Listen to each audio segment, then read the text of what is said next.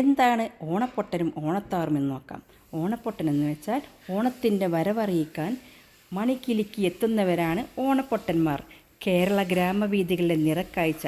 കാലു നിലത്തുറപ്പിക്കാതെ താളം ചവിട്ടിയും കുട്ടികളോട് കൂട്ടുകൂടി തുള്ളിച്ചാടിയും ഓരോ വീട്ടിലുമെത്തുന്ന പൊട്ടൻ അഥവാ ഓണേശ്വരൻ ആരോടും ഒന്നും മിണ്ടില്ല. അതുകൊണ്ടാണ് ഓണപ്പൊട്ടൻ എന്ന് പേര് വന്നത്. കയ്യിലെ മണികിലുക്കിയാണ് നാട്ടുകാരെ തൻ്റെ വരവറിയിക്കുന്നത്.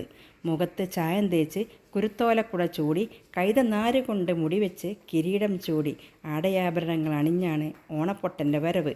ഓണത്തെയ്യം പോലെ തന്നെ വീടാന്തരം കയറി അരിയും ദക്ഷിണയും സ്വീകരിക്കുന്നു. എല്ലാ വർഷവും തിരുവോണ ദിവസം പതിവ് പോലെ ഓണേശ്വരൻ വന്നെത്താറുണ്ട്. കോലം കെട്ടിക്കഴിഞ്ഞാൽ ദൈവത്തിൻ്റെ പ്രതിരൂപമാണ് ഓണപ്പൊട്ടൻ. തിരുവോണ ദിവസം പുലർച്ചെ ഇറങ്ങുന്ന ഓണപ്പൊട്ടന്മാർ ജാതിമതഭേദമന്യേ എല്ലാ വീട്ടിലും കയറിയിറങ്ങി ഓരോ വീടുകളിൽ നിന്നും കോടിയും ദക്ഷിണയും വാങ്ങുന്നു. ഓണപ്പൊട്ടൻ്റെ വേഷം കെട്ടുന്ന ആൾ അത്തം മുതൽ തിരുവോണം വരെ വ്രതം അനുഷ്ഠിക്കണം. വേഷം കെട്ടുന്നതിൻ്റെ തലേ ദിവസം ഒരു നേരം മാത്രമേ അരിയാഹാരം കഴിക്കൂ. പുലർച്ചെ 2 മണിയോടെ എഴുന്നേറ്റ് കുളിച്ച് മുഖത്ത് മഞ്ഞ തേപ്പ് തുടങ്ങും. വിളക്കിൻ തിരി കത്തിച്ചെടുത്തുണ്ടാക്കുന്ന കൺമശിയാണ് നിറച്ചാർത്തിനെടുക്കുന്നത്. കഥകളി കലാകാരന്മാരെ പോലെ കടക്കണ്ണ് വരയുന്നത് ഓണപ്പൊട്ടന് പ്രധാനമാണ്. പിന്നീട് നെറ്റിയിൽ ഗോപിക്കുറി തൊടും. വേഷം അണിഞ്ഞ് കിരീടം വെച്ച് കഴിഞ്ഞാൽ സംസാരിക്കാൻ പാടില്ല. ചമയത്തിന് ശേഷം ഓണപ്പൊട്ടൻ ആദ്യം പോകുന്നത് കുടുംബക്ഷേത്രത്തിലേക്കാണ്. ദൈവത്തെ വണങ്ങി പൂജാരി നൽകുന്ന ദക്ഷിണയും കോടി വസ്ത്രവും വാങ്ങും. വേഷം അഴിച്ച ശേഷം മാത്രമേ ഓണപ്പൊട്ടൻ ഭക്ഷണം കഴിക്കാറുള്ളൂ. കുട്ടികളുമായാണ് ഓണപ്പൊട്ടന് ചങ്ങാത്തം. അവരോടൊപ്പം കളിക്കുകയും മഹാബലിയായി അഭിനയിക്കുകയും ചെയ്യും. ഓരോ പ്രദേശത്തും ഒന്നിലധികം ഓണപ്പൊട്ടന്മാരുണ്ടാകും. നാട്ടുവാഴികൾ പിന്നിട്ട് മണികിലുക്കി ഓണപ്പൊട്ടൻ വരവ് കാത്തിരിക്കുന്ന ബാല്യങ്ങൾ ഇപ്പോഴും കേരളത്തിൻ്റെ ചില ഭാഗങ്ങളിലുണ്ട്. ഓണപ്പൊട്ടൻ വീട്ടിൽ വന്നാൽ ഐശ്വര്യമെന്നാണ് മലബാറുകാരുടെ വിശ്വാസം. വടക്കേ മലബാറിൽ ഓണത്തോടനുബന്ധിച്ച് അവതരിപ്പിക്കപ്പെടുന്ന തെയ്യരൂപമാണ് ഓണപ്പൊട്ടൻ. ഓണത്തെയ്യത്തിൽ തന്നെ സംസാരിക്കാത്ത തെയ്യമാണ് ഇത്. കോഴിക്കോട്, കണ്ണൂർ ജില്ലകളിലെ ഉൾപ്രദേശങ്ങളിലാണ് ഇത് കൂടുതലായും കണ്ടുവരുന്നത്. മലയ സമുദായക്കാർക്ക് രാജാക്കന്മാർ നൽകിയതാണ് വേഷം കെട്ടാനുള്ള അവകാശം. ഓണത്തെയ്യത്തെപ്പോലെ ചിങ്ങത്തിലെ ഉത്രാടത്തിനും തിരുവോണത്തിനുമാണ് ഓണേശ്വരൻ വീട് തോറും കയറിയിറങ്ങുന്നത്. ഓണപ്പൊട്ടൻ ഒരിക്കലും കാൽ നിലത്തുറപ്പിക്കില്ല. താളം ചവിട്ടിയും ഓടുകയും ചെയ്തുകൊണ്ടേയിരിക്കും. ഇനി ഓണത്താറ് ആരാണ്?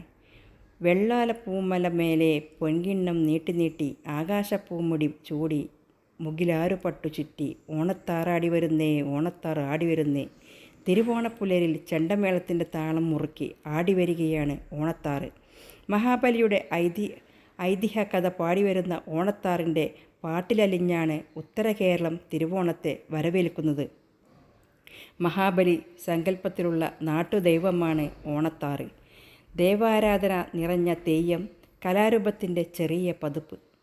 6 മുതൽ 14 വരെ പ്രായമുള്ള ആൺകുട്ടികളാണ് ഓണത്താർ കെട്ടുന്നത്.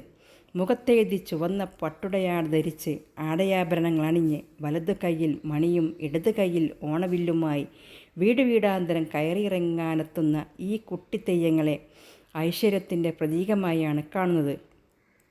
മഹാബലിയുടെ ഐതിഹ്യ കഥ പാടിയെത്തുന്ന ഓണത്താറിനെ പൂക്കളം ഒരുക്കി വിളക്ക് വെച്ച് വീട്ടുകാർ സ്വീകരിക്കും. വീട്ടുമുറ്റത്ത് നിന്ന് ഓണത്താർ പാടിത്തുടങ്ങും. ചിങ്ങമാസത്തിലെ ഓണം വന്നാൽ മംഗളമായി കഴിക്ക വേണം.